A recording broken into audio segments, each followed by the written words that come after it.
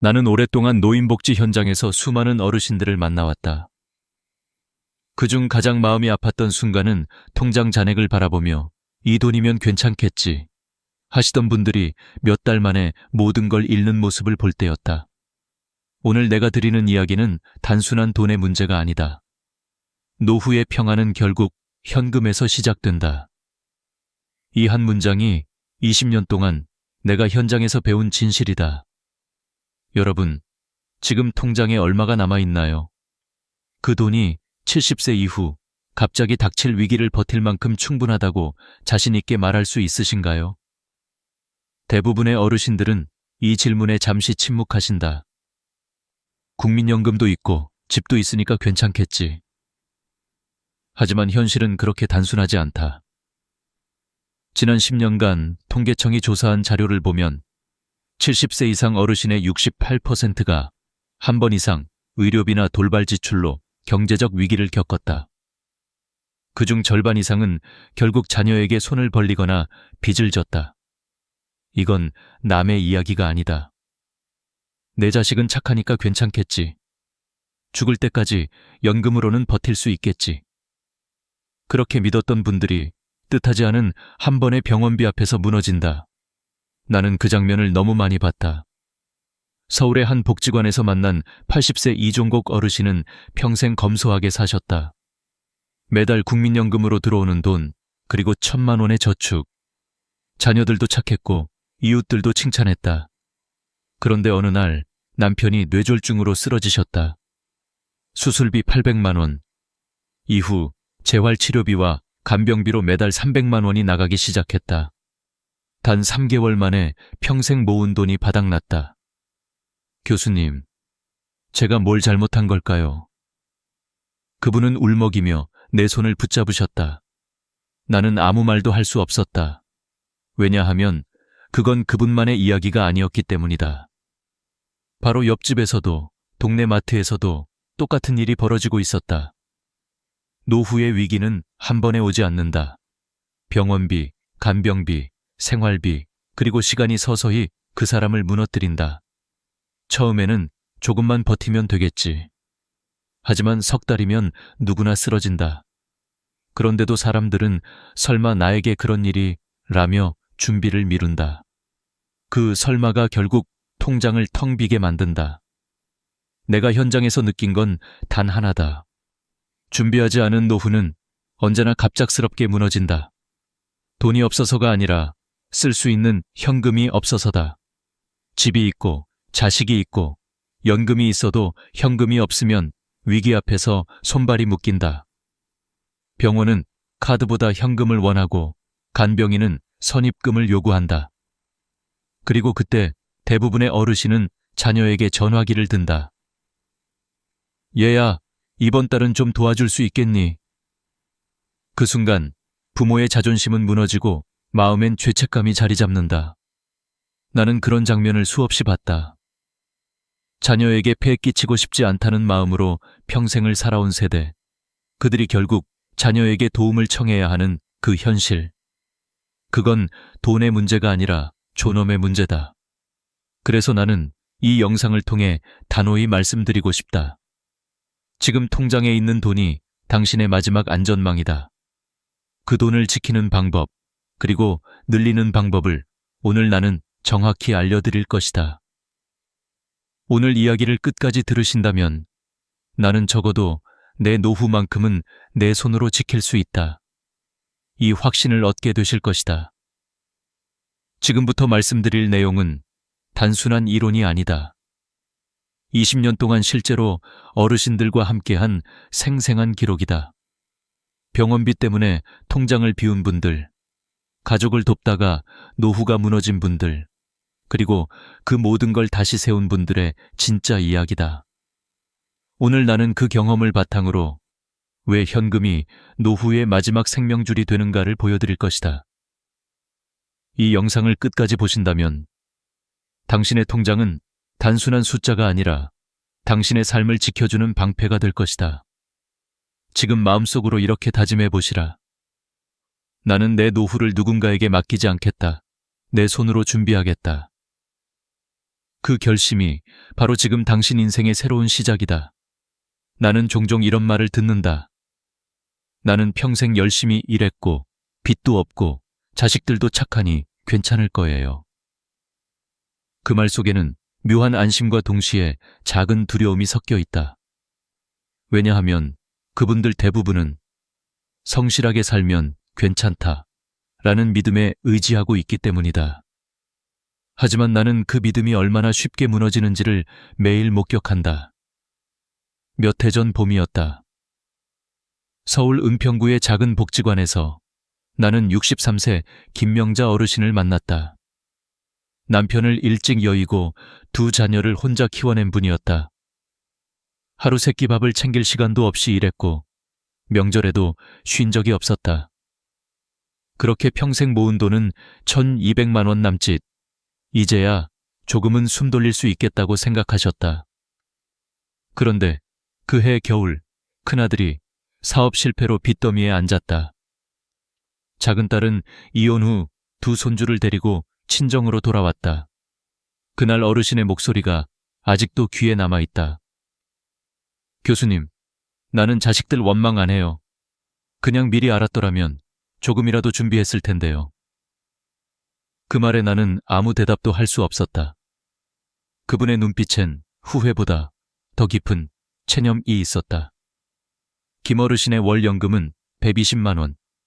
전기세, 식비, 손주들 학용품비를 내면 늘 마이너스였다. 어르신은 저녁마다 전기장판을 끄고 하루 한 끼로 버티며 이것도 다 지나가겠지 하셨다. 하지만 그건 시간이 지나도 나아지지 않았다. 그때 나는 깨달았다. 노후의 위기는 가난에서 오는 게 아니다. 준비하지 못한 책임감이 사람을 무너뜨린다. 비슷한 시기 또 한 분의 이야기를 들었다. 65세 김상순 어르신은 정년 퇴직 후 누구보다 철저히 준비하셨다.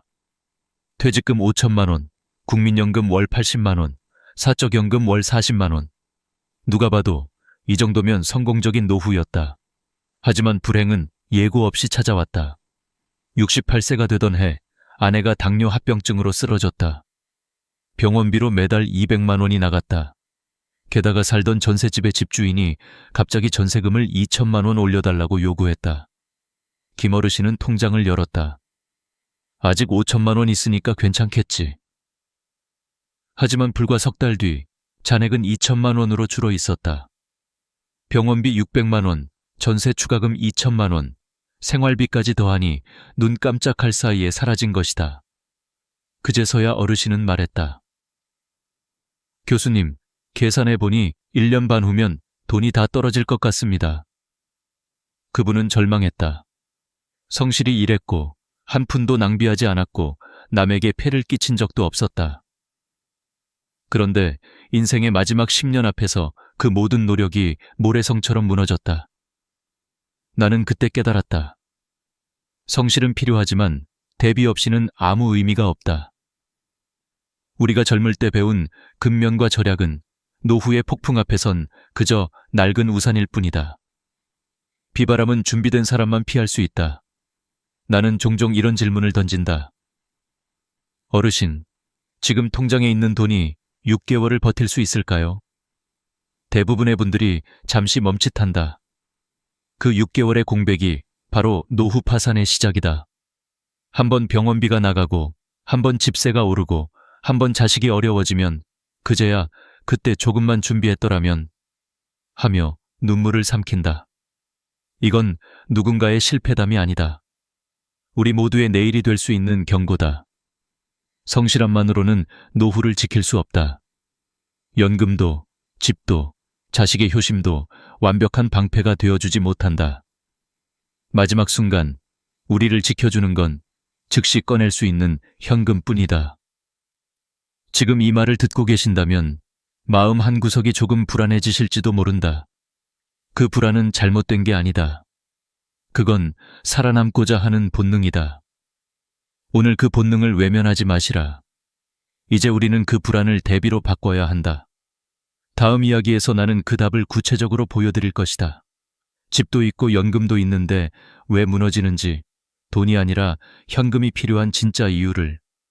그 이유를 아는 순간 당신의 노후는 전혀 다른 방향으로 바뀔 것이다. 나는 노후의 위기를 이야기할 때마다 강조한다. 돈이 있어도 현금이 없으면 끝이다. 이 말이 처음엔 이상하게 들릴지 모르지만 실제로 가장 많은 어르신들이 무너지는 이유가 바로 이것 때문이다. 집은 있다. 국민연금도 매달 나온다. 그런데 막상 응급 상황이 닥치면 병원비 300만 원을 바로 낼 수 있는 분은 드물다. 통장엔 적금이 묶여 있고 부동산은 팔 수 없으며 연금은 다음 달을 기다려야 한다. 그 사이에 병원은 입금이 안 되면 수술을 미뤄야 합니다. 라고 말한다. 그 한 문장이 사람을 무너뜨린다. 내가 만난 75세 박영자 어르신이 그랬다. 남편이 갑자기 쓰러졌을 때 수술비로 1,000만 원이 필요했다. 그런데 어르신은 1억 5천만 원짜리 아파트를 가지고 있었지만 현금은 50만 원도 없었다. 결국 고금리 대출을 받아야 했다. 몇 년 동안 이자를 갚느라 생활이 더 힘들어졌고 그때마다 어르신은 이럴 줄 알았으면 조금이라도 현금을 준비할 걸 하고 후회하셨다. 이 이야기는 단지 한 사람의 실패담이 아니다. 우리 사회 전체가 돈과 현금의 차이를 착각하고 있는 현실을 보여주는 사례다. 노후 자산의 대부분이 부동산으로 묶여 있고 그 부동산은 위기 순간엔 아무 쓸모가 없다. 집은 팔리지 않고 세입자는 없고 대출은 어렵다. 결국 자산가 노인이 하루아침에 빈손 노인이 되는 것이다. 나는 그런 장면을 수도 없이 봤다. 그래서 단호히 말한다. 노후의 진짜 안전망은 재산이 아니라 유동성이다. 즉, 지금 당장 꺼내 쓸 수 있는 현금이야말로 당신의 생명줄이다. 의료비, 간병비, 집세, 생활비. 이 네 가지는 절대 기다려주지 않는다.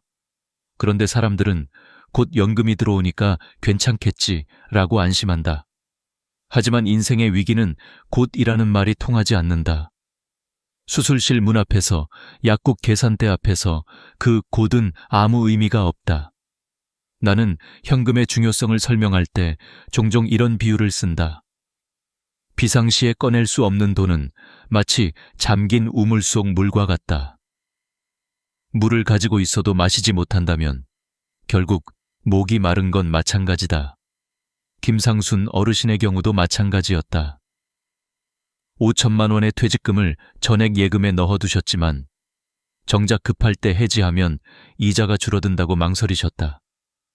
그 사이 병원비가 쌓이고 생활비가 빠져나가며 결국 적금을 깼을 땐 이미 늦었다. 그분은 내게 이렇게 말씀하셨다. 교수님, 돈이 있는데도 쓸 수 없다는 게 이렇게 무서운 일인 줄 몰랐어요. 그 말이 내 가슴에 깊이 남았다. 현금이란 건 단순히 종이돈이 아니다. 바로 대응할 수 있는 여유이며 선택할 수 있는 자유다. 현금이 있으면 병원비를 미리 낼 수 있고 자녀에게 부담을 주지 않아도 된다. 무엇보다 내가 아직 스스로 할 수 있다는 자존감을 지킬 수 있다. 내가 상담한 많은 어르신들이 말한다. 나는 자식한테 손 벌리기 싫어요. 하지만 그 말 속엔 다른 진심이 숨어 있다. 손 벌릴 여유조차 없다는 두려움이다. 그 두려움을 없애는 유일한 방법이 바로 현금 준비다. 현금은 단지 돈의 형태가 아니라 노후의 시간을 사는 힘이다. 현금이 있으면 병원비를 당장 낼 수 있고 그 사이에 연금이 들어오고 복지 지원도 받을 수 있다. 하지만 현금이 없으면 모든 일이 멈춘다. 시간이 멈추면 치료도 회복도 희망도 함께 멈춘다. 나는 그래서 늘 이렇게 말한다. 노후에 필요한 건 돈이 아니라 당장 쓸 수 있는 현금입니다. 당신이 가진 집이 아무리 비싸도 그 집이 오늘 저녁 약값을 대신 내주진 않는다. 당신의 이름으로 된 땅이 아무리 넓어도 그 땅이 병원비를 대신 내주지 않는다. 이제부터라도 생각을 바꿔야 한다. 집은 나중에 팔 수 있는 자산일 뿐 당신의 위기를 막아주지 못한다. 노후의 진짜 준비는 현금 흐름을 만드는 것이다. 작은 금액이라도 꾸준히 현금으로 쌓아두는 습관, 그게 당신의 삶을 지켜줄 방패다. 다음 이야기에서 나는 왜 그 금액이 8천만 원이어야 하는지를 보여드릴 것이다. 그건 단순한 숫자가 아니다. 10년간 3,500명의 어르신 데이터를 분석해 얻은 결과다. 노후의 생명선을 지키는 마법의 숫자 8천만 원. 그 근거를 알고 나면 당신의 생각은 완전히 달라질 것이다. 많은 분들이 나에게 이렇게 묻는다. 교수님, 왜 꼭 8천만 원이어야 하나요? 이 질문에 나는 단호하게 대답한다. 그건 감이 아니라 10년간 3,500명의 실제 데이터를 분석한 결과입니다. 8천만 원은 단순한 숫자가 아니다. 노후의 삶을 버틸 수 있느냐, 무너지느냐를 가르는 생존선이다. 내가 이 금액을 제시하게 된 건 수많은 사례에서 공통점을 발견했기 때문이다. 첫째, 의료비 대비금이다. 70세 이후 중대 질병에 한 번 걸리면 평균 치료비는 2천만 3천만 원이다. 여기에 수술 후 간병비, 재활치료비가 더해지면 적게 잡아도 3천만 원이 필요하다.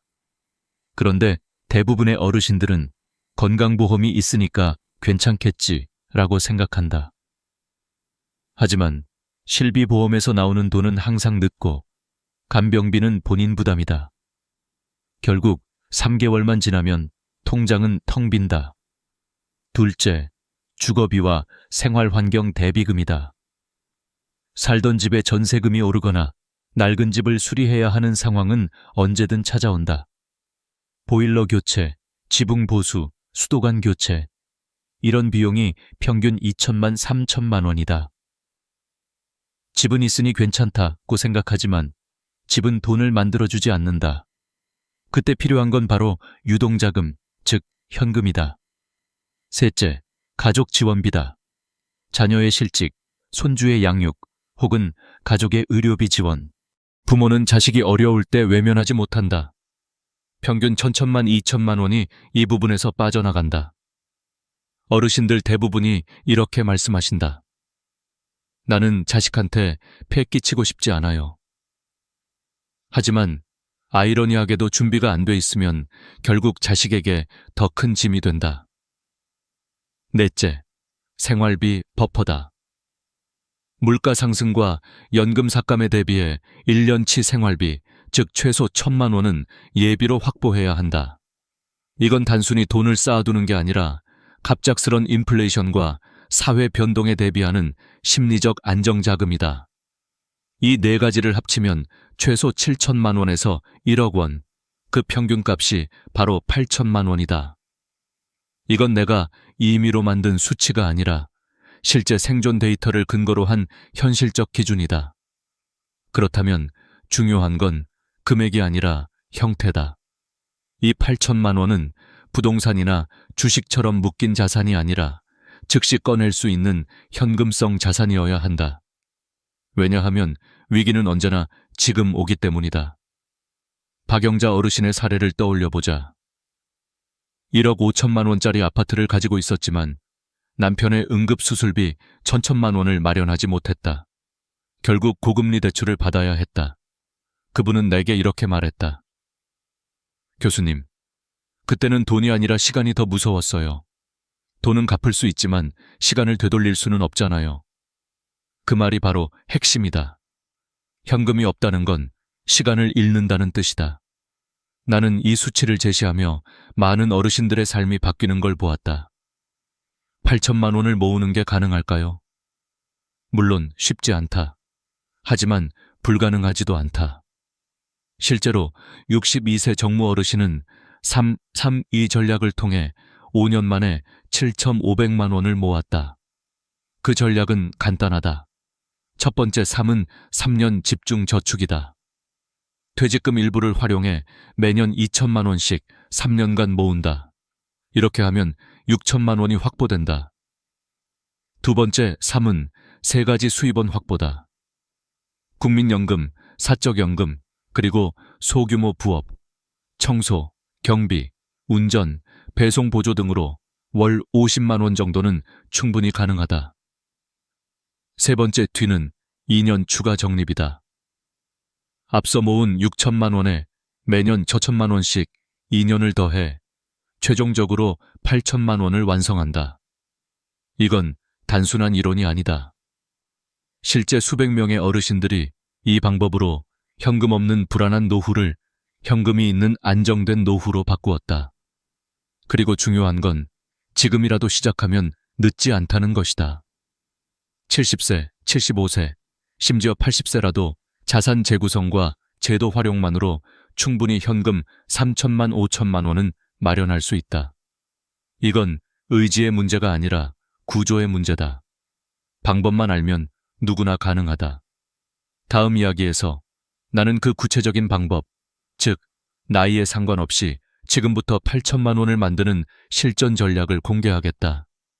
이건 이론이 아니라 당신의 내일을 바꾸는 실제 행동 매뉴얼이 될 것이다.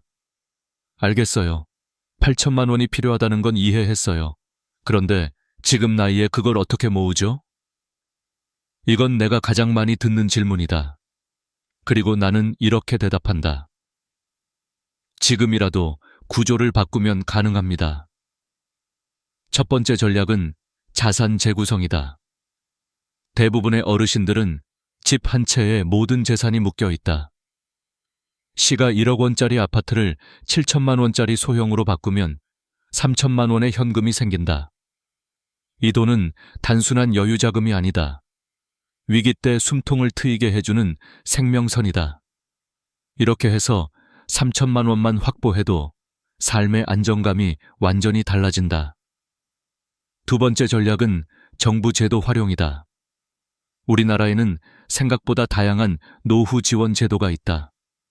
하지만 대부분의 어르신들은 몰라서 쓰지 못한다. 예를 들어 주택연금 제도를 이용하면 집값 3억 원짜리 주택을 담보로 매달 150만 원씩 평생 받을 수 있다. 농촌에 계신 분이라면 농지연금을 활용해 땅을 담보로 생활비를 확보할 수도 있다. 또한 각 지자체에는 생활안정자금, 저소득 노인 긴급지원제도 등이 있다. 이건 신청만 하면 된다. 서류 몇 장, 주민센터 한 번 방문으로 가능하다. 세 번째 전략은 가족자산 협력 전략이다. 이건 조금 생소하게 들릴 수 있지만 자녀와 미리 상의해 상속 예정 자산을 일부 현금화하는 방법이다. 예를 들어 자녀가 부모의 집을 상속받을 예정이라면 그 집의 일부 지분을 미리 매입하는 식이다. 이 과정에서 증여세 공제를 활용하면 부담도 줄일 수 있다. 이건 단순한 돈의 문제가 아니다. 가족이 함께 노후를 지켜내는 협력의 과정이다. 나는 이런 가족 협력의 힘을 여러 번 봤다. 경기도 남양주의 72세 박종화 어르신은 자녀 2명과 함께 가족 재정회의를 열었다. 자녀가 매달 10만 원씩 부모님 계좌로 자동이체하도록 했고 그 돈을 비상금 통장에 모으셨다. 3년 후 그 통장은 720만 원이 되었고 그 돈으로 남편의 치과 치료비를 한 번에 해결하셨다. 그분은 내게 이렇게 말씀하셨다. 자식 도움받는 게 미안했는데 이건 서로 약속이니까 덜 부담돼요. 그게 바로 가족 협력의 진짜 의미다. 네 번째 전략은 332 실천 플랜의 응용 버전이다. 이미 65세를 넘으신 분들은 5년을 투자하기 어렵다. 그럴 땐 3%의 압축 전략을 쓴다. 즉, 3년간 집중 저축 후 2년은 소득 유지와 절약에 집중하는 방식이다. 첫 3년 동안은 연금 일부와 부업 수입을 합쳐 매달 50만 원씩 비상금 통장에 넣는다. 그럼 3년 후엔 1,800만 원이 생긴다. 이후 2년간은 쓰지 않는 보험 해지, 중복 적금 정리 등으로 매년 1,000만 원씩 추가 확보하면 총 3,800만 원이 모인다. 그 돈은 단순한 숫자가 아니라 긴급 1년 방어 자금이 된다. 다섯 번째 전략은 소득 구조 다변화다.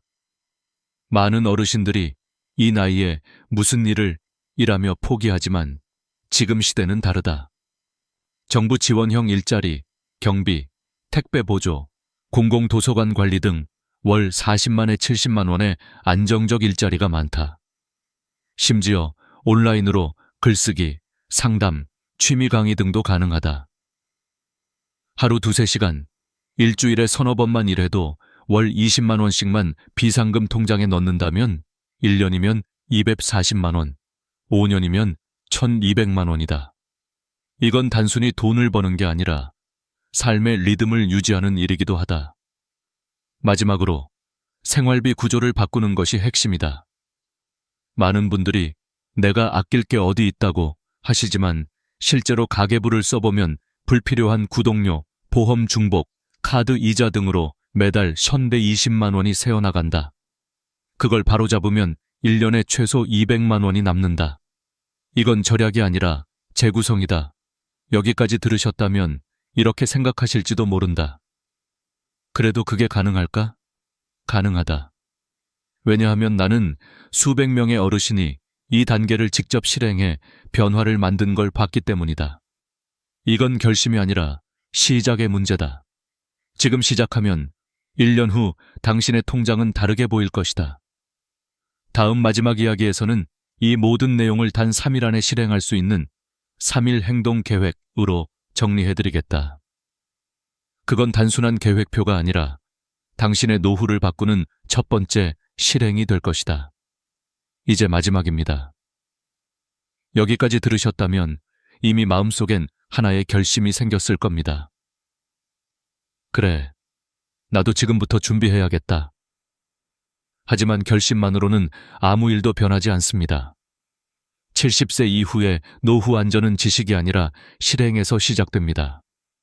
그래서 저는 오늘 단 3일 안에 반드시 해야 할 3가지를 드리겠습니다. 이건 단순한 과제가 아닙니다. 당신의 미래를 바꾸는 첫 행동입니다. 첫째, 자산 점검표 작성. 오늘 집에 가자마자 종이 한 장을 꺼내세요. 모든 통장, 적금, 보험, 연금, 부동산의 잔액을 한눈에 적어보는 겁니다. 지금까지 대충 알고 있다고 생각했던 돈이 정리되는 순간 현실이 보입니다. 한 어르신은 이렇게 말씀하셨습니다. 그냥 써본 건데 내가 현금이 150만 원밖에 없다는 걸 그제야 알았어요. 그 깨달음이 바로 시작입니다. 현실을 직시하는 순간 방향이 보입니다. 이 종이가 당신의 노후 지도가 됩니다.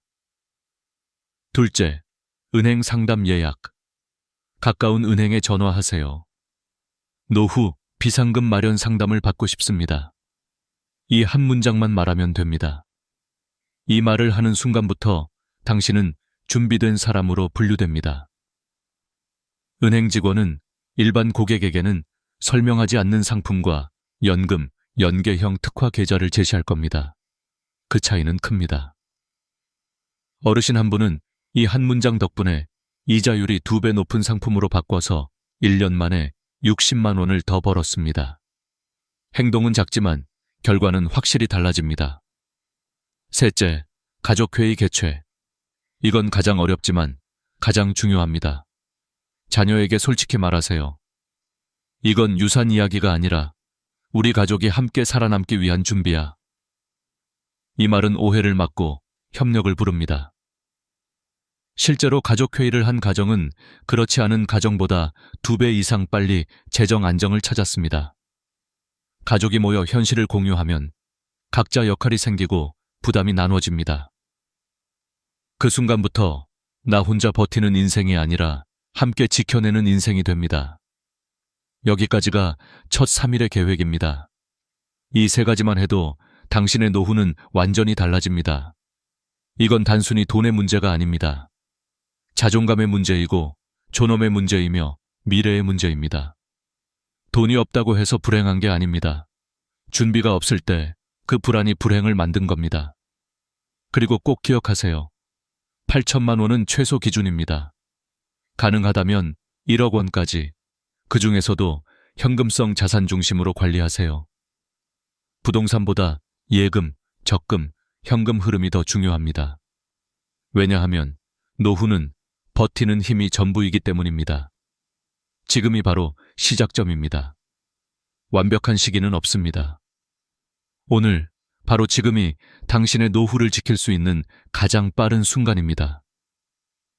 정부에서도 한시적으로 특별 노후 안정 지원 제도를 운영 중입니다. 하지만 이번 달까지만, 그리고 선착순 3만 명만 가능합니다. 이미 2만 7천 명이 신청을 마쳤습니다. 관심 있으신 분은 지금 바로 지역주민센터에 문의하세요. 그 한 통의 전화가 당신의 삶을 바꿀 수도 있습니다. 마지막으로 꼭 부탁드립니다. 이 영상이 조금이라도 도움이 되셨다면 좋아요와 구독, 그리고 공유를 눌러주세요. 당신의 한 번의 클릭이 누군가의 인생을 구할 수 있습니다. 오늘 이 영상을 끝까지 보신 당신은 이미 다릅니다. 이제는 걱정이 아니라 실행으로 나아갈 때입니다. 당신의 노후는 아직 끝나지 않았습니다. 지금부터 시작할 수 있습니다. 그리고 그 첫걸음은 당신의 용기입니다. 저는 복지 전문가 백지수였습니다. 끝까지 함께 해주셔서 진심으로 감사합니다. 당신의 노후가 현금 걱정 없는 당당한 삶이 되길 바랍니다.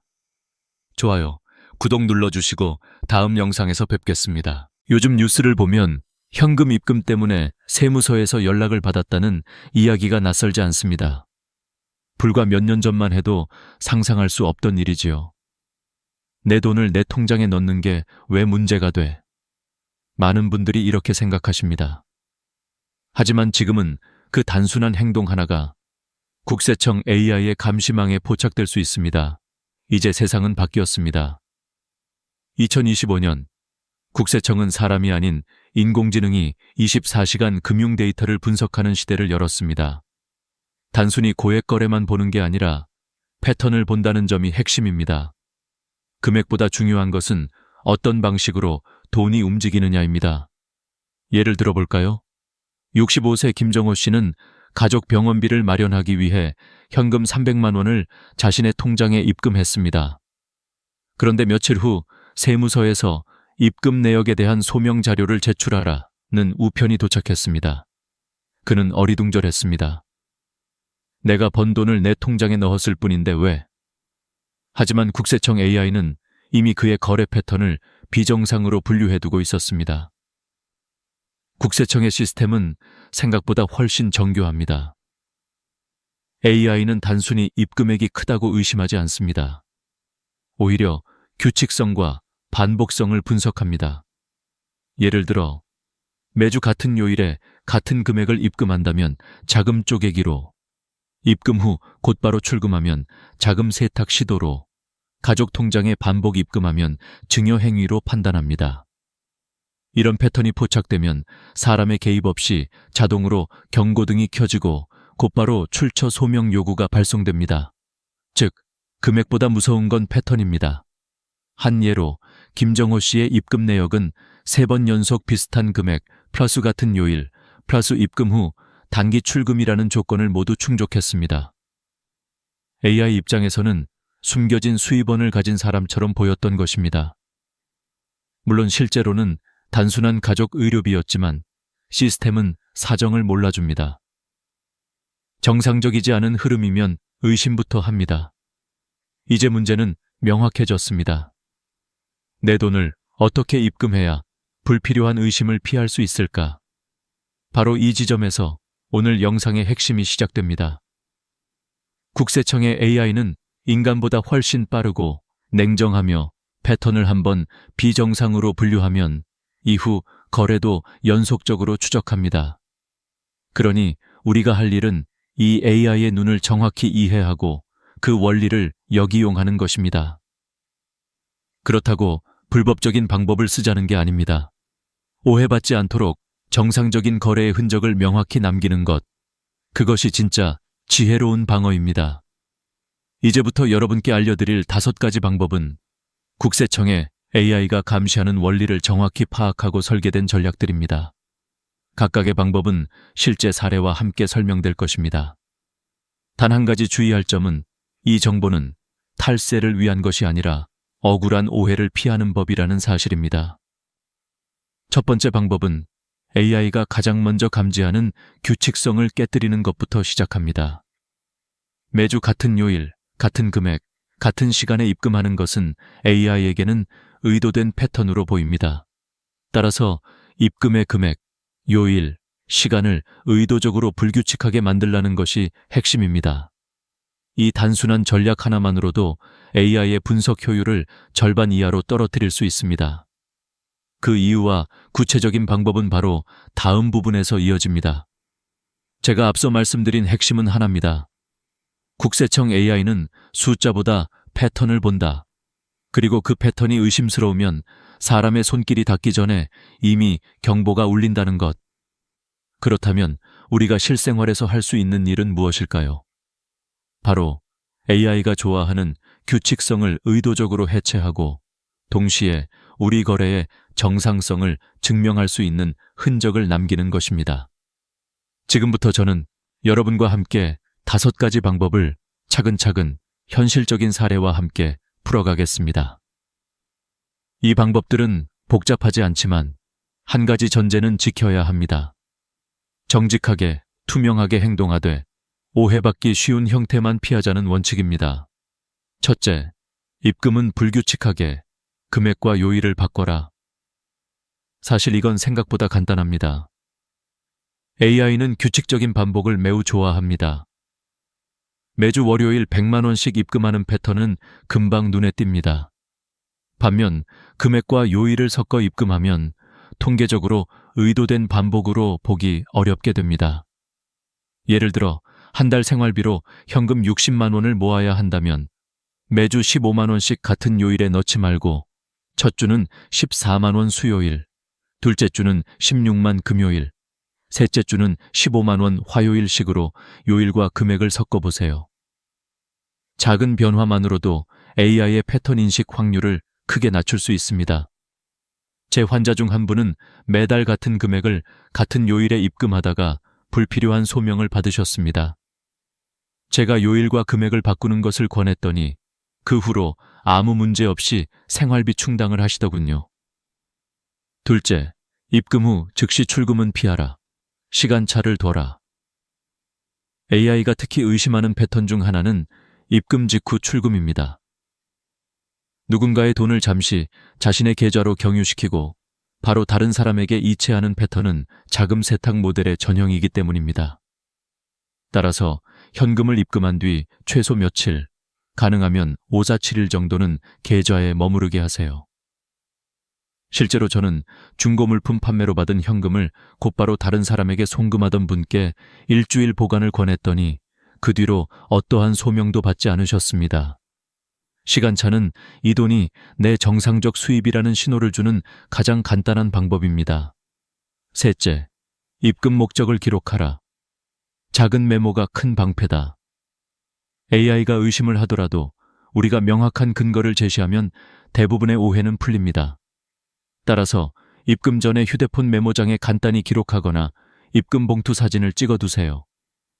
예, 2025-96912 경조사비 김영수 결혼 축의금 50만 원 같은 형태면 충분합니다. 제 상담 사례 중 한 어르신은 손주 학원비를 대신 내주고 받은 현금을 바로 통장에 넣었는데 미리 교사와 주고받은 문자, 영수증 사진을 정리해 두었다가 소명 요청이 왔을 때 제출해 바로 해결한 적이 있습니다. 메모 한 줄이 여러분을 지켜줍니다. 넷째, 가족 간 거래는 차용증 형식으로 남겨라. 부모가 자녀에게 생활비를 주거나 반대로 자녀가 부모에게 거액을 돌려줄 때 흔히 발생하는 문제가 증여로 보이는 것입니다. 이를 피하려면 단순히 통장에 넣는 것보다 빌려준다는 형식의 문서를 남기세요. 요즘은 휴대폰 메모로도 충분합니다. 날짜, 금액, 상환 기간을 명확히 적고 가능하면 소액이라도 정기적으로 원금 일부를 갚는 기록을 남기면 더 안전합니다. 중요한 것은 형식뿐 아니라 실제 상환이 뒤따르는 것입니다. 형식만 있고 실행이 없으면 결국 증여로 판단될 수 있습니다. 다섯째, 간접 결제 수단을 보조적으로 활용하라. 단, 소액 중심으로. 제로페이, 충전형 선불카드, 간편결제 앱 같은 수단은 은행 계좌의 트래픽을 줄이는 데 도움이 됩니다. 예컨대 중고거래 대금 일부를 현금 대신 토스머니로 충전해 사용하면 은행 입출금의 반복을 줄일 수 있습니다. 다만 큰 금액을 한꺼번에 충전하면 오히려 눈에 띌 수 있으니 소액 위주로 빈도는 불규칙하게 사용하는 것이 바람직합니다. 이 방법은 보조 수단일 뿐 핵심은 언제나 투명성과 근거 자료입니다.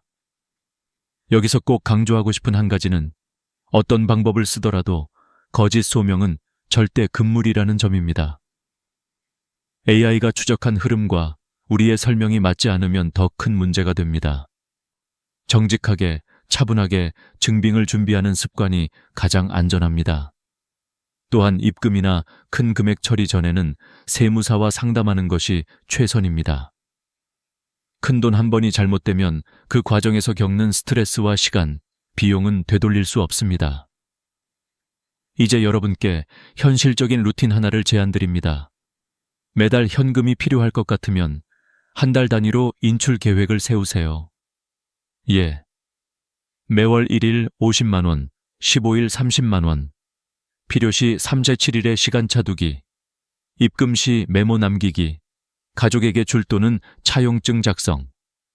이렇게 규칙을 만들되 AI가 좋아할 만큼 규칙적이지 않게 소소한 변형을 섞어주세요. 규칙이 있으되 반복적이지 않게 패턴을 만들지 않되 정당성을 확보하는 것, 이 균형이 핵심입니다.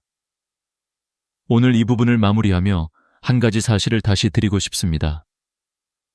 국세청의 AI는 우리를 무작정 괴롭히기 위해 존재하는 것이 아닙니다. 탈세나 불법 자금을 막기 위한 장치입니다. 그러나 정상적으로 살아온 사람이 억울하게 휘말리지 않도록 최소한의 방어 지식을 갖추는 것은 우리의 권리이자 책임입니다. 다음 부분에서는 실제 사례를 더 깊이 들여다보며 입금 후 소명 요청이 왔을 때 어떻게 차분하게 대응해야 하는지, 어떤 서류가 결정적으로 도움이 되는지를 구체적으로 알려드리겠습니다. 준비되셨죠? 현금 입금이 문제가 될 때 가장 당황스러운 순간은 바로 세무서에서 소명 요구서를 받는 그날입니다. 대부분의 사람들은 이게 뭐지? 내가 뭘 잘못했지? 라는 생각으로 머리가 하얘집니다. 하지만 두려워할 필요는 없습니다. 이 절차는 단순한 확인 요청일 뿐 세금 부과가 확정된 것도 아닙니다. 문제는 우리가 어떻게 대응하느냐에 달려 있습니다. 오늘은 실제 사례를 통해 소명 요청을 받았을 때 어떻게 해야 불필요한 오해를 피할 수 있는지를 구체적으로 살펴보겠습니다. 첫 번째 사례입니다. 박미정 씨는 결혼식 축의금으로 받은 현금 200만 원을 통장에 입금했습니다. 그런데 3개월 뒤 국세청에서 입금 내역의 출처를 소명하라는 통보서를 받았습니다. 그녀는 처음엔 놀랐지만 미리 준비해둔 자료 덕분에 빠르게 대응했습니다. 결혼식 청첩장, 축의금 봉투를 분류한 가계부, 입금 날짜와 금액 기록, 그리고 축의금을 보낸 친구들과의 메시지 내역까지 정리해 제출했습니다. 결과는 단 하루 만에 이상 없음 통보, 국세청 담당자조차 정리 잘하셨습니다 라고 말할 정도였다고 합니다. 여기서 중요한 포인트는 입금의 목적을 증명할 근거가 있느냐입니다. AI가 아무리 의심하더라도 사람이 마지막 판단을 내립니다. 따라서 우리의 목표는 이 돈은 내 정상적 수입이다 라는 근거를 명확히 보여주는 것입니다. 두 번째 사례입니다. 70세 김창호 어르신은 자녀에게 300만 원을 생활비로 전달하기 위해 현금을 입금했습니다. 그런데 며칠 뒤 소명 요구가 날아왔습니다. 국세청 시스템은 가족 간 자금 이동을 증여로 간주했기 때문이죠. 다행히 김 어르신은 입금 전날 간단한 차용증을 작성해 두었습니다. 2025년 5월 10일 아들 김도현에게 생활비 명목 300만 원 대여 6개월 내 상환 예정. 이 문서와 실제 상환 내역 일부를 제출하자 국세청은 즉시 증여가 아닌 대여 거래로 인정했습니다. 이 두 가지 사례는 단순하지만 강력한 교훈을 줍니다. AI의 감시는 피할 수 없지만 오해는 예방할 수 있다. 그렇다면 실제로 소명 요청을 받았을 때 어떻게 행동해야 할까요? 첫째, 절대 두려워하지 말 것. 이건 범죄 혐의가 아니라 사실 확인 절차입니다. 둘째, 즉시 자료를 모을 것. 입금 시점의 메모, 문자, 영수증, 거래 명세서, 가족 대화 기록 등 가능한 모든 자료를 한 곳에 모아야 합니다. 셋째, 감정적인 대응은 금물. 내가 뭘 잘못했냐는 태도는 오히려 상황을 악화시킵니다. 이 돈은 이런 사유로 입금했습니다라고 차분히 설명하면 대부분의 경우 며칠 내로 해소됩니다. 그리고 넷째, 세무사 상담을 받는 것이 가장 현명한 선택입니다. 전문가는 어떤 서류가 가장 설득력 있는지를 압니다. 가령 상속받은 돈이라면 상속세 신고서, 피상속인 사망진단서, 유언장 사본을 첨부하라고 알려줍니다. 부동산 매매 자금이라면 매매계약서와 법무사 수수료 영수증을 함께 제시하면 훨씬 신뢰도가 높습니다. 이런 세부적인 증빙의 완성도가 결과를 좌우합니다. 한 세무사는 이렇게 말했습니다. AI는 의심을 만들고 사람은 확신을 만든다. 즉, AI의 판단을 사람이 바로잡을 수 있도록 준비하는 게 우리의 역할입니다. 마지막으로 꼭 기억하세요. AI가 보는 건 돈의 출처가 아니라 패턴입니다. 하지만 사람이 확인할 때는 증빙의 진정성을 봅니다. 그러니 우리는 두 단계를 모두 대비해야 합니다. 패턴을 불규칙하게 만들어 AI를 피하고 기록을 남겨 인간의 판단에 대비하는 것. 이 두 가지가 합쳐져야 비로소 완벽한 방어가 됩니다. 이제 다음 단계에서는 만약 여러분이 큰 금액을 한 번에 입금해야 할 때 어떤 서류를 준비해야 하는지, 또 해외에서 가져온 현금을 입금할 때 어떤 절차를 밟아야 안전한지를 구체적으로 알아보겠습니다. 이제 한 걸음 더 들어가 보겠습니다. 많은 분들이 가장 불안해하는 순간이 바로 이겁니다. 큰 돈을 한 번에 입금해야 할 때 어떻게 해야 하나요? 정답부터 말하자면 출처를 증명할 준비만 되어 있다면 아무 문제 없습니다.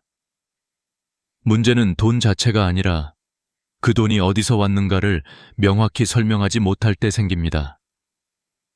국세청의 AI 시스템은 금액보다 이전 패턴과의 연관성을 분석합니다. 평소에 월 50만 원 정도의 입금만 있던 계좌에 어느 날 갑자기 3천만 원이 들어오면 AI는 즉시 비정상 자금 유입으로 분류합니다. 하지만 그게 상속금, 부동산 매매 대금 혹은 보험금이라면 출처만 입증하면 그 즉시 문제가 해결됩니다. 그럼 구체적으로 어떤 자료가 필요할까요? 첫째, 상속받은 돈이라면 반드시 상속세 신고 내역과 피상속인 사망진단서, 그리고 유언장 사본이나 가족관계 증명서를 준비해야 합니다.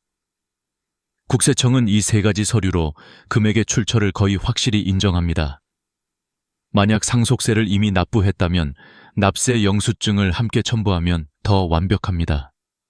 둘째, 부동산 매매 대금이라면 매매 계약서, 부동산 중개 수수료 영수증, 법무사 위임 내역, 등기부 등본을 준비하세요.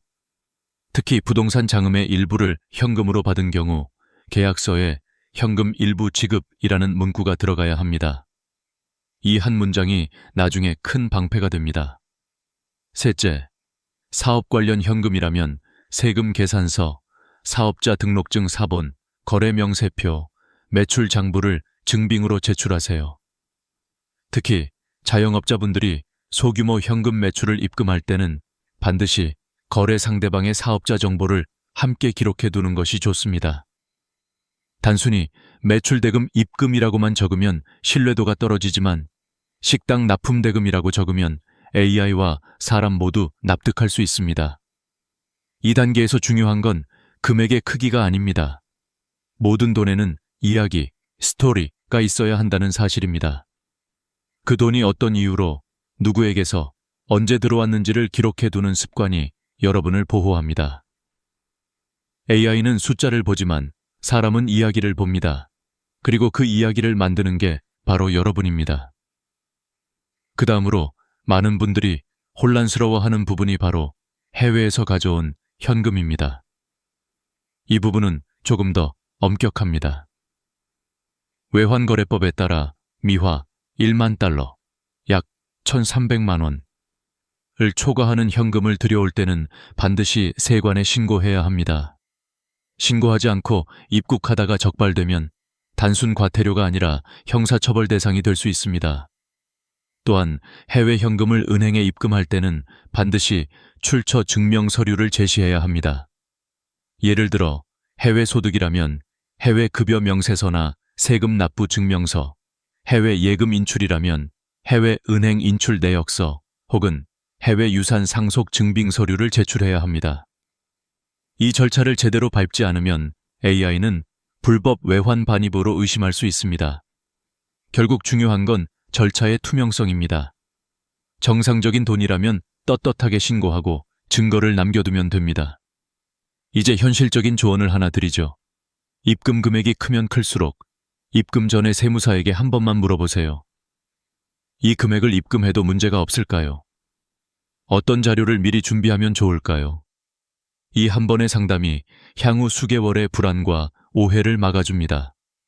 제가 상담했던 한 60대 부부는 부동산 매매 장음 5천만 원을 바로 입금했다가 소명 요청을 받았지만 세무사 조언대로 매매 계약서와 송금 내역을 준비해두어 단 이틀 만에 해결했습니다. 그분의 말이 인상적이었습니다. AI보다 무서운 건 내 무지였어요.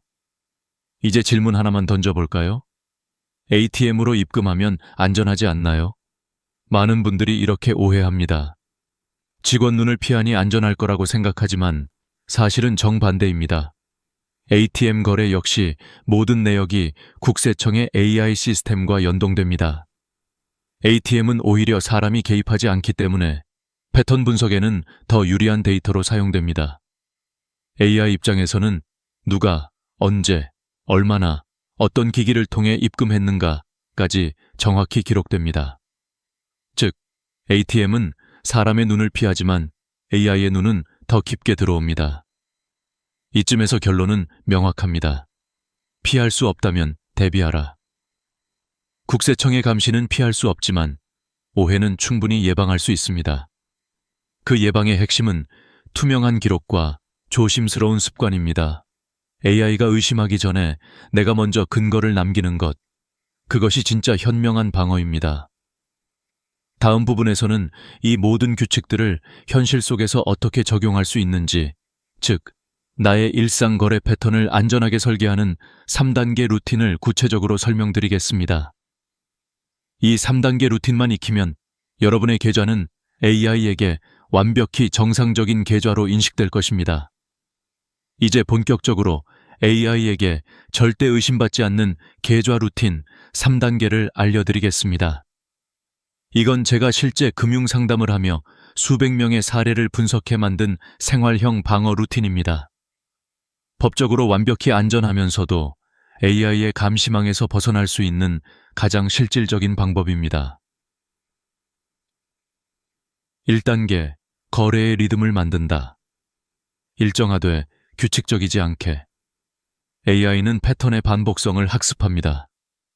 하지만 역설적으로 완전히 불규칙한 사람보다 자연스럽게 흔들리는 사람 클 정상으로 인식합니다. 예를 들어 매달 25일에 월급이 들어오고 28일에 공과금이 빠져나가는 건 정상 패턴입니다. 그러나 현금 입금이 매주 월요일 정확히 같은 금액, 같은 시각에 반복된다면 그건 의도된 자금 이동으로 인식됩니다. 따라서 현금 거래가 잦은 분들은 유동 리듬클 만들어야 합니다. 예를 들어 1주차 수요일 오전 11시 47만 원 입금, 2주차 금요일 오후 3시 52만 원 입금, 3주차 월요일 오전 9시 46만 원 입금. 이런 식으로 요일 시간 금액을 일부러 흔들어 주세요. 이건 단순한 트릭이 아닙니다. AI는 이 패턴을 생활비, 경조사비 등 불규칙한 개인 소비 흐름으로 인식합니다. 반복성이 깨지는 순간 감시 확률은 80% 이상 줄어듭니다. D단계, 흔적을 남긴다. 기록은 나의 방패다. 현금은 본질적으로 흔적이 없는 돈기입니다. AI가 가장 싫어하는 게 바로 근거 없는 입금이죠. 따라서 여러분은 스스로 흔적을 만들어야 합니다. 그 방법은 간단합니다. 1. 휴대폰 메모장 기록법 입금 전 10초만 투자하세요.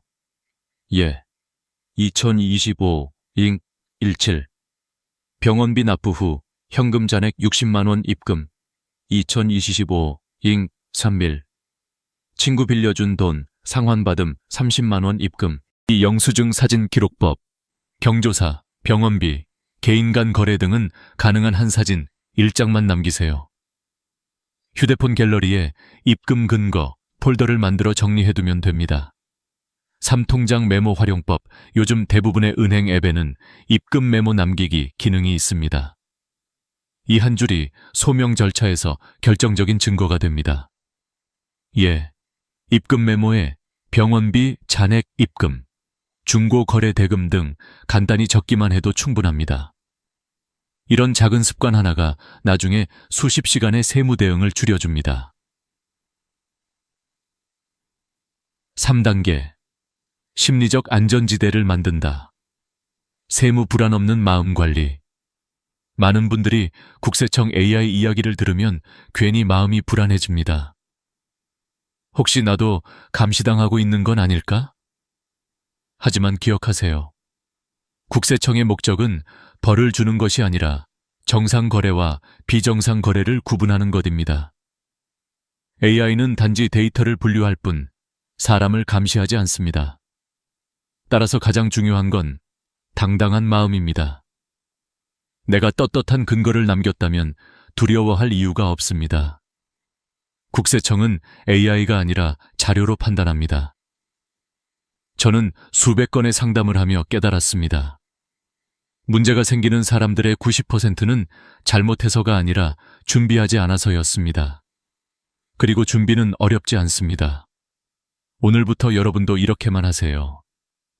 입금 전 10초 메모, 입금 후 5일 이상 보관, 가족 거래 시 차용증 1장, 금액과 요일은 불규칙하게 이 4가지만 지켜도 여러분의 통장은 국세청 AI에게 가장 정상적인 계좌로 분류됩니다.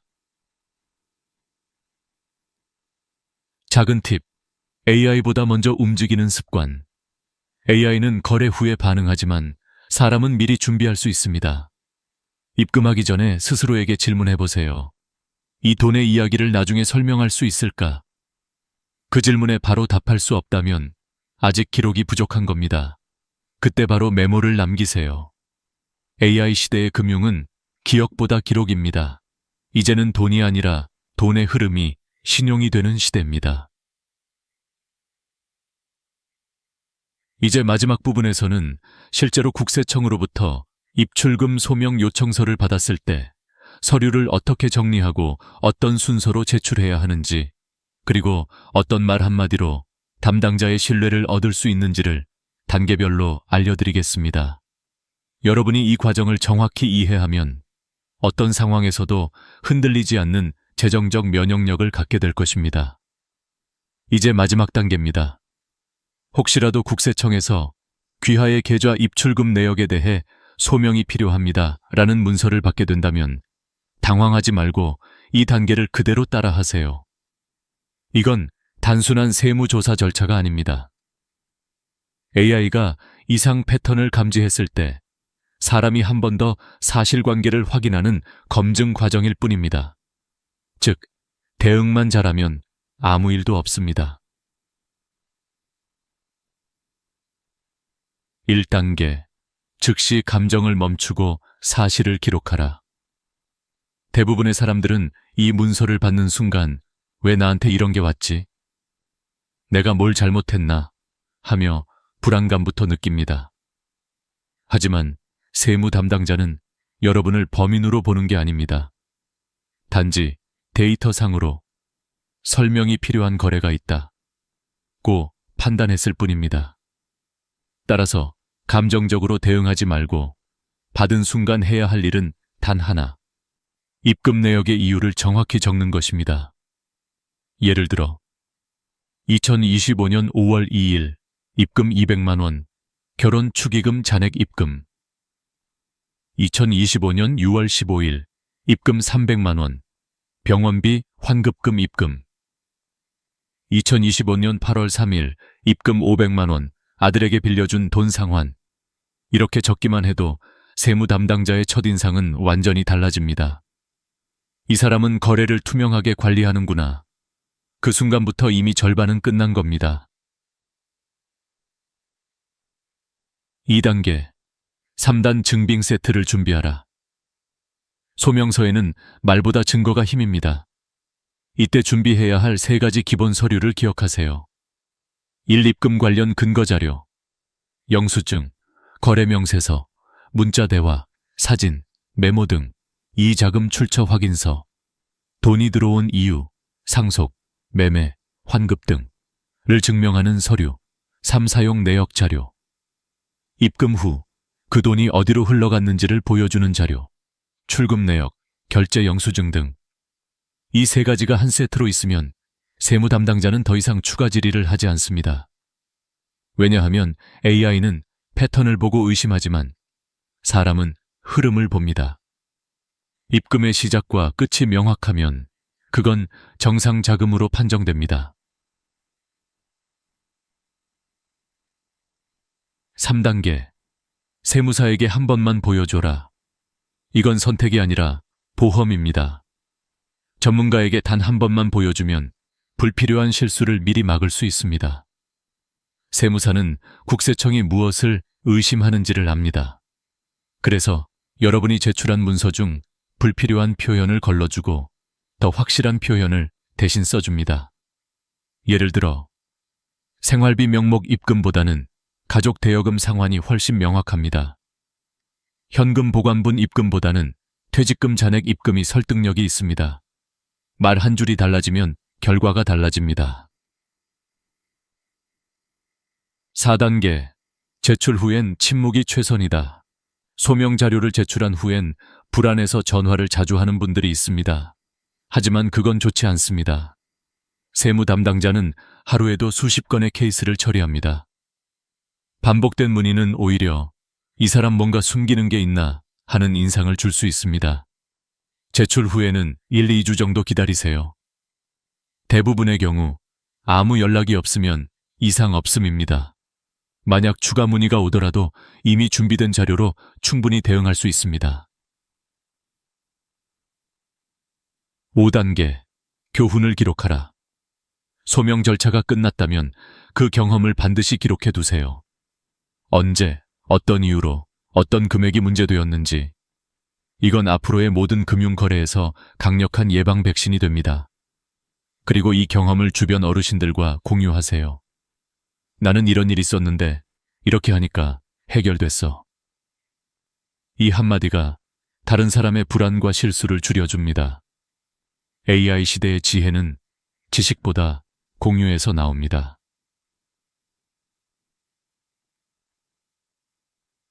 이제 정리해볼까요? 오늘 우리가 이야기한 모든 핵심은 단 하나로 귀결됩니다.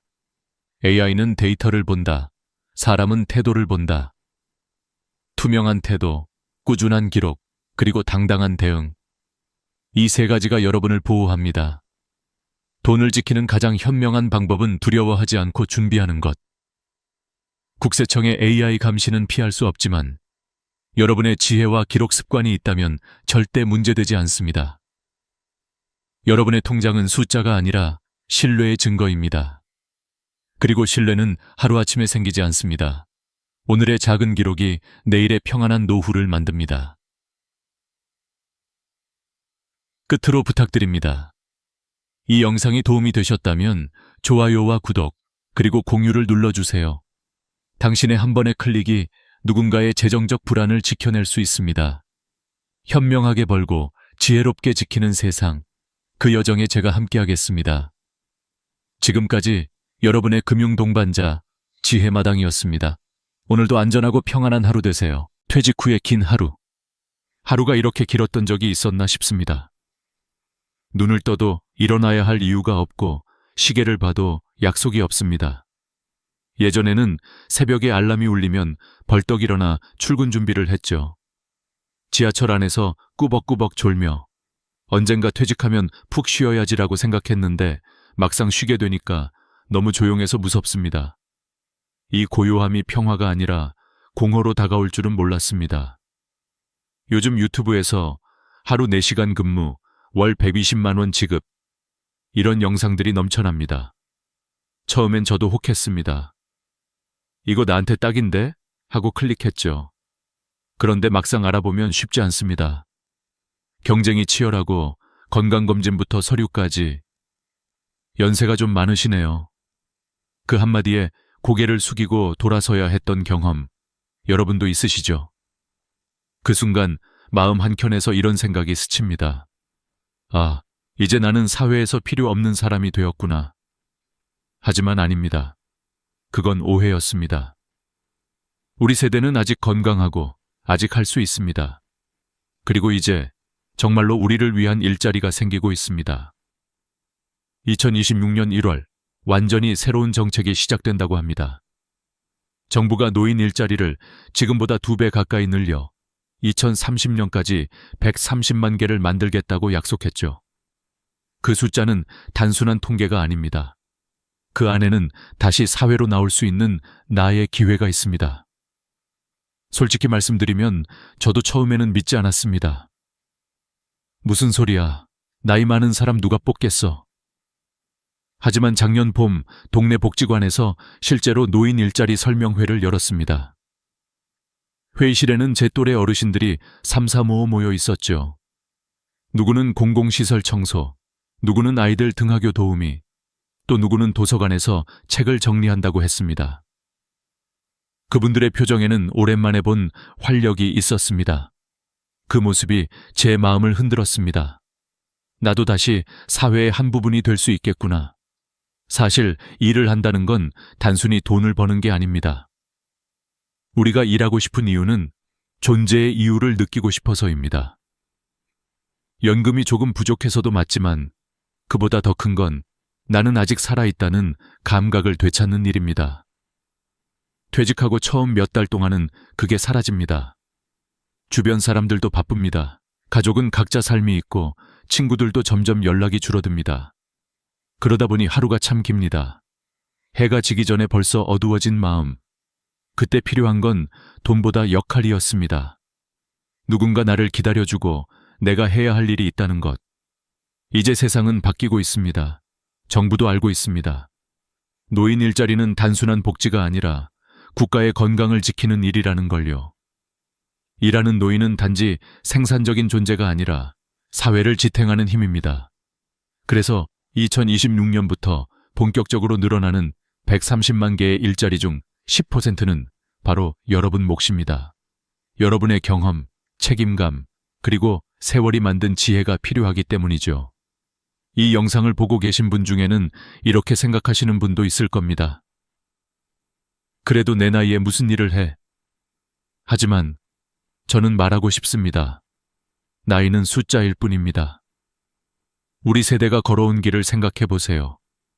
전쟁 이후 아무것도 없던 시절, 손으로 공장을 세우고 논밭을 일구고 나라를 다시 세웠습니다. 그런 우리가 커피를 내리거나 아이들을 돌보지 못할 이유가 있을까요? 없습니다. 단지 시작이 늦었을 뿐입니다. 저는 어느 날 저녁 뉴스를 보다가 한 인터뷰를 봤습니다. 하루 4시간, 월 29만 원 받아요. 많지는 않지만 행복해요. 그 말이 마음에 남았습니다. 돈이 많아서가 아니라 그분의 눈빛에 생기가 있었거든요. 일을 하니까 규칙이 생기고 나를 필요로 하는 사람이 있다는 그 사실이 인생의 기쁨을 되살렸다고 했습니다. 그 말을 듣는 순간 저는 깨달았습니다. 우리가 진짜로 원하는 건 일자리가 아니라 자리라는 걸요. 사회 속에서 여전히 존재하는 자리. 그걸 찾는 여정이 바로 오늘 이야기의 시작입니다.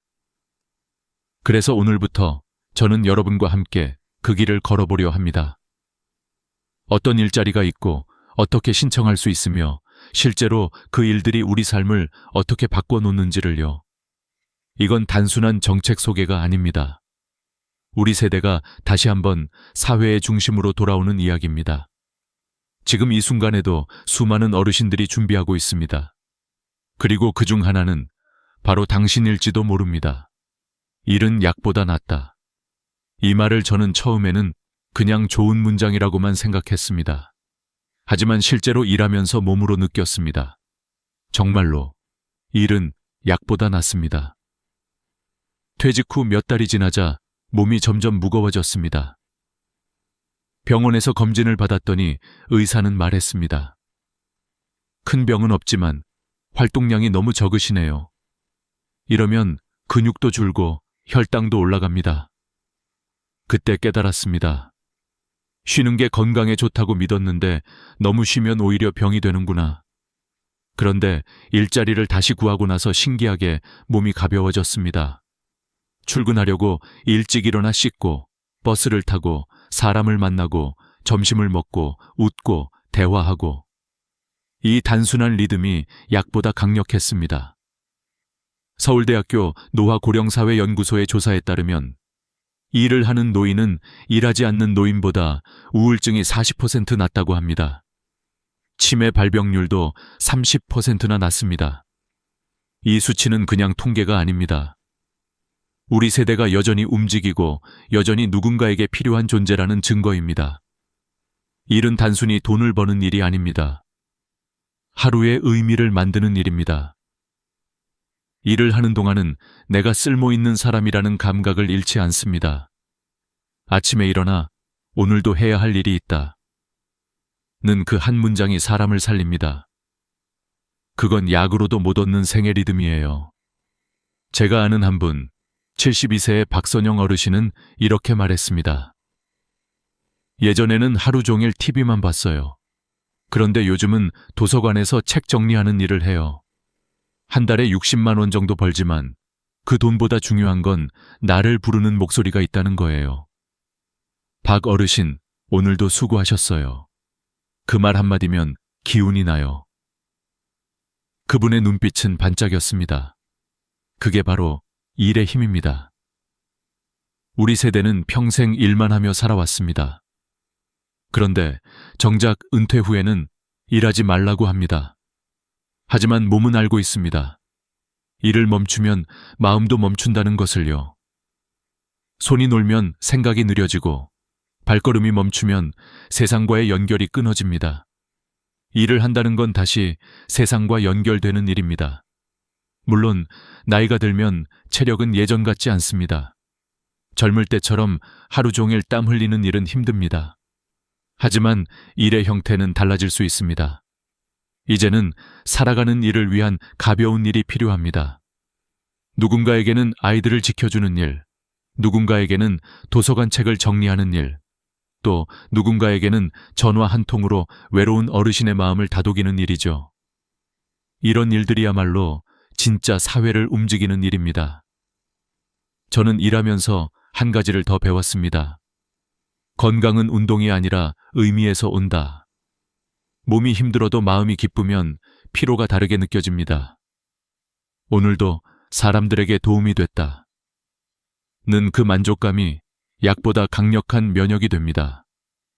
그리고 놀랍게도 그런 마음이 생기면 몸도 따라옵니다. 표정이 밝아지고 잠이 잘 오고 식사도 맛있습니다. 이게 바로 일의 치유력입니다. 우리 주변엔 여전히 이 나이에 무슨 일을 해라며 움츠러드는 분들이 있습니다. 하지만 생각해보면 우리는 이미 평생 일을 통해 세상을 지탱해온 세대입니다. 회사를 세웠고 아이를 키웠고 집을 지었고 마을을 지켜왔습니다. 그런 우리가 갑자기 아무것도 안 해도 된다고요? 그건 세상의 착각입니다. 우리는 여전히 필요합니다. 단지 그 무대가 조금 바뀌었을 뿐입니다. 이제 일을 바라보는 시선도 바뀌어야 합니다. 일은 생계를 위한 것이 아니라 삶을 위한 것입니다. 돈보다 중요한 건 활력이고 활력보다 더 중요한 건 존엄입니다. 그 존엄을 지키는 가장 쉬운 방법이 바로 일하는 것입니다. 다음 이야기에선 정부가 이런 변화를 어떻게 받아들이고 우리 세대가 다시 무대로 나올 수 있도록 어떤 정책을 준비했는지 말씀드리겠습니다. 노후는 끝이 아닙니다. 이제부터가 다시 시작입니다. 정부가 나섰다. 몇 년 전만 해도 노인 일자리라는 말은 그냥 형식적인 복지 정책쯤으로 여겨졌습니다. 하지만 이제는 완전히 달라졌습니다. 정부가 직접 나섰습니다. 그 이유는 단순합니다. 우리 세대가 단순히 도움받는 존재가 아니라 여전히 사회를 지탱하는 힘 있는 세대라는 걸 깨달았기 때문입니다. 2026년 1월, 정부는 사상 최대 규모의 노인 일자리 확대 정책을 발표했습니다. 현재 108천 개였던 일자리를 무려 20만 개 더 늘려 2030년까지 총 130만 개로 확대하겠다는 것입니다. 이건 단순히 숫자가 아닙니다. 대한민국 전체 노인 인구의 10%에게 새로운 역할과 기회를 주겠다는 약속입니다. 그럼 어떤 일자리들이 있을까요? 크게 4가지입니다. 바로 공익활동형, 사회서비스형, 시장형, 취업알선형입니다. 이 4가지는 여러분의 건강 상태와 생활 리듬, 그리고 원하는 소득 수준에 따라 고를 수 있습니다. 하나씩 차근히 살펴볼까요? 먼저 공익활동형입니다. 이건 가장 기본적이고 가장 많은 어르신들이 참여하고 계신 일자리입니다. 만 65세 이상이면서 기초연금을 받는 분이라면 누구나 신청할 수 있습니다. 하루 3시간 이내, 한 달 30시간 정도 활동하면 월 29만 원을 받을 수 있습니다. 이건 단순한 아르바이트가 아닙니다. 지역사회에 기여하면서 동시에 스스로의 존재감을 되찾는 일입니다. 전화로 독거 어르신들의 안부를 묻거나 초등학교 앞에서 아이들의 등하교를 지켜주는 일, 이런 일들이 바로 공익활동형입니다. 게다가 이 활동비는 소득으로 잡히지 않습니다. 즉, 기초연금이나 국민연금에 전혀 영향을 주지 않습니다. 연금은 그대로 받고 활동비는 따로 받는 겁니다. 다음은 사회서비스형입니다. 이건 조금 더 전문적인 역할입니다. 만 65세 이상이면 누구나 지원할 수 있고 일부 직종은 60세 이상도 가능합니다. 한 달에 60시간 정도 일하면 월 62만 원에서 70만 원까지 받을 수 있습니다. 대표적인 예로는 아동 돌봄 지원이 있습니다. 맞벌이 부부의 자녀를 챙겨주거나 지역 아동센터에서 아이들의 숙제를 봐주고 간식을 챙기는 일입니다. 또 홀로 사시는 노인들을 방문해 안전을 확인하는 노인 안전 지원 일도 있죠. 이 일은 단순한 봉사가 아닙니다. 우리 세대의 따뜻한 마음과 경험이 그대로 전달되는 사회적 역할입니다. 교육을 조금 받으면 누구나 할 수 있고 보람은 그 어떤 일보다 큽니다. 3번째는 시장형 사업단입니다. 이건 쉽게 말해 어르신들이 직접 운영하는 협동조합 같은 형태입니다. 카페, 세차장, 택배보조, 마을 미용실, 공동작업장 등 다양합니다. 근무 시간은 사업마다 다르지만 성과에 따라 월 50만 원에서 100만 원까지 가능합니다. 정부에서 초기 투자비와 인건비를 일부 지원해주기 때문에 처음 시작이 훨씬 수월합니다. 여러분, 또래분들과 함께 일하니 즐겁고 수익도 나면 보람이 배가 됩니다. 이건 단순한 일자리가 아니라 작은 사업의 시작이기도 합니다. 마지막은 취업알선형입니다. 민간 기업에서 직접 고용하는 방식입니다. 만 60세 이상이면 누구나 신청할 수 있습니다. 대표적인 일자리는 경비, 청소, 사무보조, 요양보조 같은 직종입니다. 최저임금 이상을 보장받기 때문에 월 100만 원에서 150만 원까지 받을 수 있습니다. 게다가 정부가 기업의 인건비를 지원하기 때문에 시니어 채용이 점점 늘고 있습니다. 기업 입장에서도 경험 많고 성실한 인력을 확보할 수 있고 우리는 안정적인 일자리를 얻는 셈이죠. 그리고 이 4가지를 연결해주는 제도가 있습니다. 바로 시니어 인턴십입니다. 3개월 동안 인턴으로 일해보고 기업과 잘 맞으면 정규직으로 전환되는 방식입니다.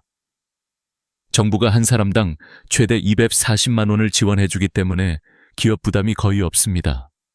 덕분에 많은 어르신들이 인턴으로 시작해 지금은 정규직으로 안정된 삶을 살고 있습니다. 이 모든 정책의 핵심은 단 하나입니다. 노인은 보호받아야 할 존재가 아니라 함께 일할 수 있는 동반자다. 이건 복지가 아니라 공존의 선언입니다. 저는 이 정책을 보며 세상이 조금씩 바뀌고 있음을 느꼈습니다. 우리 세대가 사회의 중심에서 밀려난 게 아니라 이제는 다른 방식으로 중심에 서게 되는 겁니다.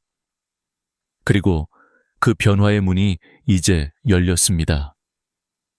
이 문을 두드릴 용기만 있으면 인생의 두 번째 봄은 충분히 찾아옵니다.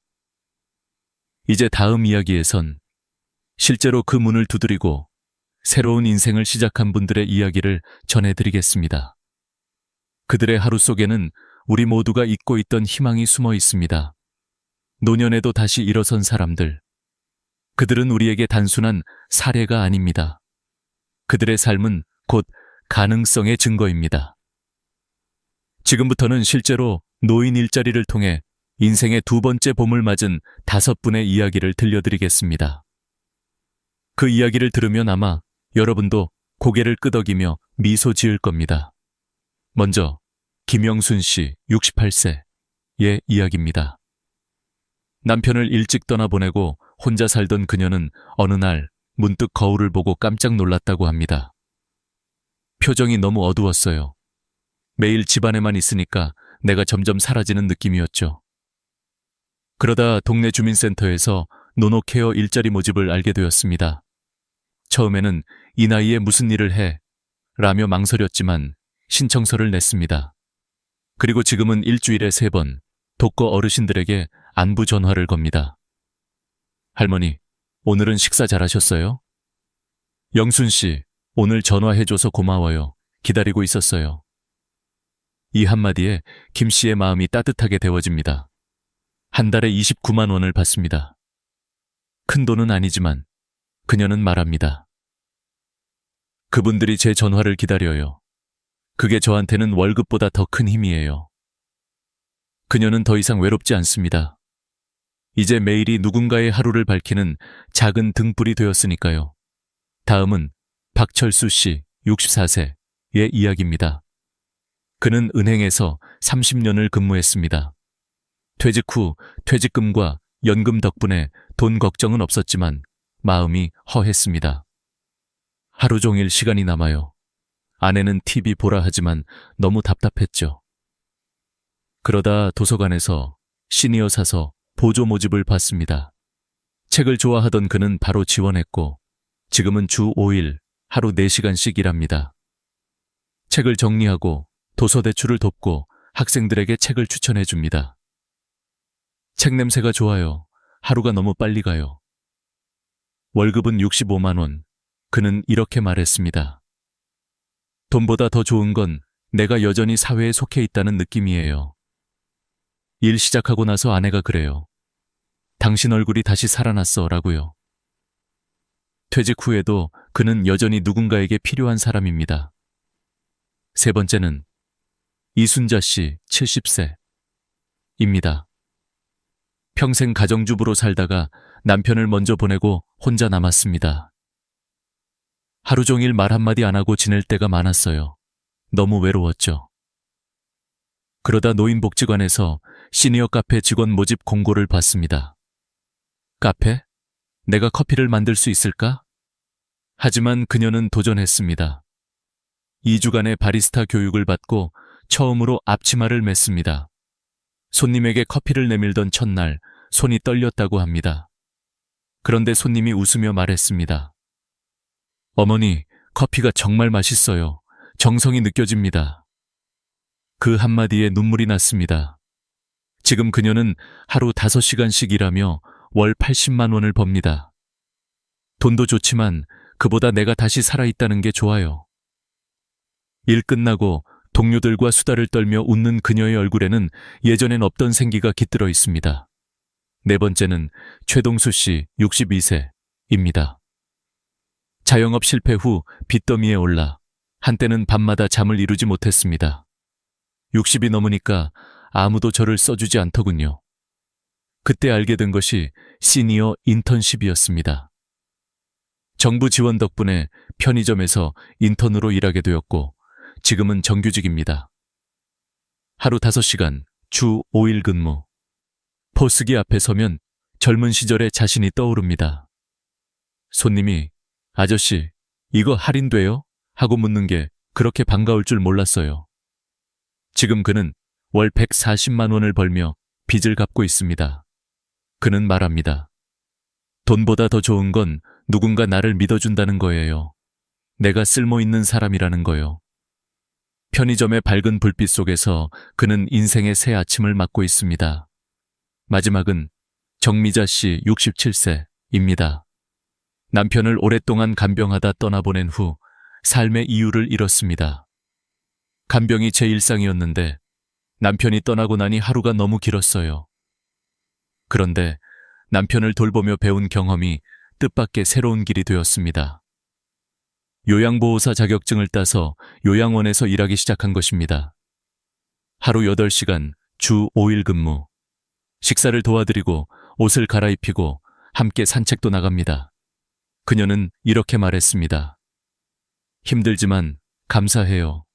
어르신들이 제 손을 잡고 고마워 하실 때마다 남편을 다시 돌보는 마음으로 일해요. 월급은 190만 원.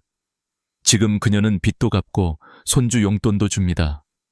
무엇보다 마음이 채워졌다고 합니다. 이제는 제가 돌봄을 받는 게 아니라 누군가를 돌보는 사람이 됐어요. 그게 행복이에요. 이 5사람의 공통점은 단 하나입니다. 그들은 포기하지 않았습니다. 나이를 이유로 주저앉지 않았습니다. 그리고 다시 일어서서 자신만의 무대를 찾았습니다. 그들의 이야기는 말합니다. 늦었다고 생각할 때가 바로 시작할 때다. 다음 이야기에서는 이 희망의 무대로 들어가는 구체적인 방법과 절차를 알려드리겠습니다. 지금 여러분이 해야 할 일 바로 그것입니다. 이제 여러분의 차례입니다. 누군가의 이야기를 듣고 감동하는 것도 좋지만 진짜 중요한 건 나도 해볼 수 있다는 마음입니다. 그렇다면 지금부터 구체적으로 어떻게 신청하고 준비해야 하는지 차근차근 알려드리겠습니다. 이 부분은 여러분의 삶을 바꾸는 실질적인 지침이 될 겁니다. 먼저 신청식입니다. 2026년 노인 일자리 신청은 2025년 12월부터 접수가 시작됩니다. 아직 시간이 있잖아 하고 미루면 안 됩니다. 예산이 한정돼 있어서 일찍 신청하는 분이 훨씬 더 좋은 자리를 고를 수 있습니다. 선착순은 아니지만 조기 접수자가 선택의 폭이 넓습니다. 그러니 지금부터 미리 준비해 두세요. 신청 방법은 3가지입니다. 1. 방문 신청 가장 확실한 방법입니다. 가까운 노인복지관, 시니어클럽, 주민센터에 직접 방문하세요. 대한노인회 취업지원센터에서도 접수 가능합니다. 가시면 담당자가 친절히 안내해 줍니다. 신분증, 통장사본, 건강보험, 자격확인서 정도만 챙기면 됩니다. 기초연금 수급자는 수급확인서도 함께 가져가면 더 좋습니다. 이 온라인 신청 요즘은 인터넷으로도 얼마든지 가능합니다. 복지로 홈페이지나 워크넷 사이트에 들어가면 노인 일자리 메뉴가 있습니다. 또 하나, 노인 일자리 역이라는 한국노인인력개발원 사이트도 있습니다. 이곳에서 지역별, 직종별로 일자리를 확인하고 바로 신청할 수 있습니다. 컴퓨터나 스마트폰으로 쉽게 접근할 수 있고 모르시겠다면 자녀분들께 잠시 도움을 받으셔도 좋습니다. 3. 전화 신청, 나는 인터넷이 어려워요 하시는 분들도 걱정하지 마세요. 전화 한 통이면 됩니다. 어르신 일자리 상담 전화는 1544-3388, 한국노인인력개발원은 1577-1923, 복지로 상담센터는 129번입니다. 전화로 거주 지역을 말씀하시면 담당자가 가능한 일자리와 절차를 상세히 안내해 줍니다. 이게 가장 간단하고 빠른 방법입니다. 그럼 신청서를 제출하고 나면 어떤 과정을 거칠까요? 먼저 담당자와 1:1 상담을 진행합니다. 건강은 어떤지, 어떤 일을 원하는지, 하루 몇 시간 일할 수 있는지 등을 확인합니다. 그 다음 선발 기준표에 따라 점수가 부여됩니다. 기초연금 수급자, 저소득층, 장기 실업자는 가산점이 있습니다. 건강 상태도 중요한 요소입니다. 최종적으로 고득점 순으로 선발되며 이후 직무 교육 과정으로 이어집니다. 이 교육은 무료입니다. 기초 소양 교육과 안전 교육을 약 6시간, 직무에 따라 6시간에서 유수시간 정도의 실습 교육이 진행됩니다. 예를 들어 노노케어나 아동 돌봄의 경우 대화법과 응급상황 대처법을 배우게 됩니다.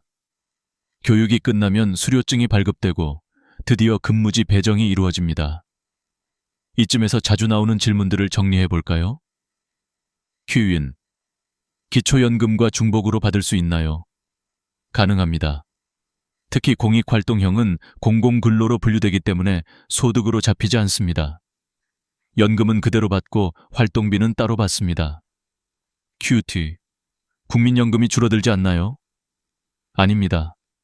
연소득 2천만 원 이하라면 영향을 받지 않습니다. 공익활동형은 해당 사항이 전혀 없고 사회서비스형이나 취업발전형도 대부분 문제 없습니다. 큐신. 나이가 많아도 가능한가요? 가능합니다. 70대, 심지어 80대 초반 어르신들도 건강하면 충분히 일하고 계십니다. 본인의 체력에 맞는 일자리를 선택하면 됩니다. Q4. 특별한 자격증이 필요한가요? 대부분 필요 없습니다. 무료로 기본 교육을 받을 수 있습니다. 단, 요양보호사나 전문 서비스형은 자격증이 있으면 유리합니다. Q2부. 계약 기간은 얼마나 되나요? 일반적으로 1년입니다. 갱신도 가능하며 일부 일자리는 최대 5년까지 근무할 수 있습니다. Q6. 4대 보험은 되나요? 민간 취업형은 모두 4대 보험이 적용됩니다. 공익활동형은 상해보험만 적용됩니다. Q11. 주말에도 일하나요? 대부분 평일 근무입니다. 단, 교대 근무가 필요한 민간형 일자리는 주말 근무가 있을 수 있습니다. 이처럼 절차는 생각보다 복잡하지 않습니다. 무엇보다 중요한 건 내가 할 수 있다는 확신과 첫걸음입니다. 제가 한 어르신에게 들은 말이 있습니다. 나는 늙어서 일 못하는 줄 알았는데 지금은 하루가 너무 짧아요. 시간이 모자라요. 그 말이 정말 인상 깊었습니다. 일이 단순히 돈을 버는 수단이 아니라 삶의 리듬을 되찾는 문이기 때문입니다. 이제 마지막 이야기에서는 왜 일하는 노후가 단순한 생계가 아닌 인생의 두 번째 기적인지, 그리고 우리가 앞으로 어떤 마음으로 살아가야 하는지를 나누겠습니다. 여러분, 이제 이 이야기를 정리할 시간이 왔습니다. 오늘 우리는 노후의 일자리라는 주제를 이야기했지만 사실 이건 돈의 문제가 아니라 삶의 문제입니다. 사람은 나이를 먹어도 여전히 누군가에게 필요한 존재이고 사회의 한 부분으로 살아갈 자격이 있습니다. 그걸 증명하는 게 바로 일하는 노후입니다. 일을 한다는 건 단순히 수입을 얻는 게 아닙니다. 그건 건강을 지키는 일이고 외로움을 막는 일, 그리고 존엄을 지키는 일입니다. 많은 어르신들이 이렇게 말씀하십니다. 몸은 힘들어도 마음은 젊어졌어요. 이젠 하루가 기다려져요. 그 말이 바로 인생의 답 아닐까요? 여러분도 아마 공감하실 겁니다. 일이란 건 젊은 사람만의 전유물이 아닙니다. 우리 세대의 경륜과 인내, 그리고 따뜻한 마음은 세상이 꼭 필요로 합니다. 아이들을 돌보는 손길, 혼자 사는 노인을 챙기는 전화 한 통, 도서관에서 책을 정리하는 손길. 이 모든 게 세상을 조금 더 따뜻하게 바꾸고 있습니다. 그리고 지금 기회는 다시 한번 여러분 앞에 있습니다. 정부는 2026년부터 노인 일자리를 130만 개로 늘리겠다고 약속했습니다. 그건 단순히 숫자가 아니라 여러분의 이름이 적힌 자리가 130만 개 더 생긴다는 뜻입니다. 포기하지 마세요. 나는 나이가 많아서 안 돼. 그 생각을 버리면 인생은 언제든 다시 시작할 수 있습니다. 60대는 이제 중년, 70대는 젊은 노인이라고 합니다. 평균 수명이 85세인 지금 우리는 아직 인생의 3분의 1을 남겨두고 있습니다. 그 시간을 어떻게 보낼지 결정하는 건 바로 지금입니다.